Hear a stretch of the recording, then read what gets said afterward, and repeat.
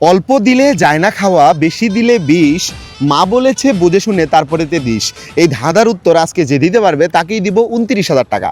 তো আপু, প্রশ্নটা কি বুঝতে পারছেন? হ্যাঁ, বুঝতে অল্প পেরেছি। দিলে যায় না খাওয়া, বেশি দিলে বিষ, মা বলেছে বুঝে শুনে তারপরেতে দিস। যদি বলতে পারেন 29,000 টাকা পাবেন, ঠিক আছে? আর গাইস, আপনাদেরকে বলতেছি, আপনারা যদি কেউ আমার এই উত্তর দিতে পারেন প্রশ্নের, কমেন্টে জানান। আর উত্তর দেওয়ার আগে কিন্তু অবশ্যই ভিডিওটি শেয়ার করতে হবে। বলেন।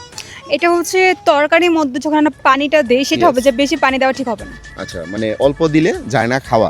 হ্যাঁ, অল্প পানি দিলে তো খাওয়া যাবে না, বেশি পানি দিলে তো প্রবলেম। মানে অল্প দিলে খাওয়া যাবে না, বাট বেশি দিলে বিষ তো আর হবে না, হবে? পানি বেশি দিলে কি বিষ হয়ে যাবে তাহলে তরকারি? মরিচ হবে, যে বেশি মরিচ দিলে ঝাল হবে, ঝাল। মরিচ। হ্যাঁ, মরিচ। আচ্ছা, আমি এটাও নিতে পারবো না, আই এম সরি। আপনার নামটা কি? আইরা, আয়রা। কোথায় থাকেন আপনি? ঢাকাতে। ঢাকাতে থাকেন। উত্তরটা দিতে পারবেন? লেখাপড়া চলছে?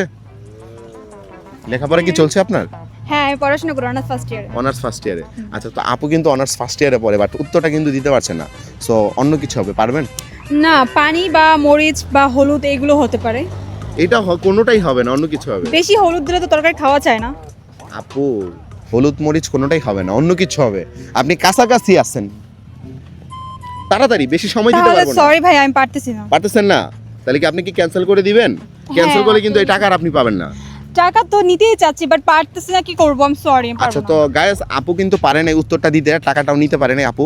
তো এখন আমার তো কিছু করার নেই। তো আপনারা যদি পারেন সঠিক উত্তর অবশ্যই কমেন্টে জানাবেন। আর উত্তর দেওয়ার আগে ভিডিওটি শেয়ার করবেন, ঠিক আছে? যে অল্প দিলে যায় না খাওয়া, বেশি দিলে বিষ, মা বলেছে বুঝে শুনে তারপরে দিস। এটার উত্তর কি হবে?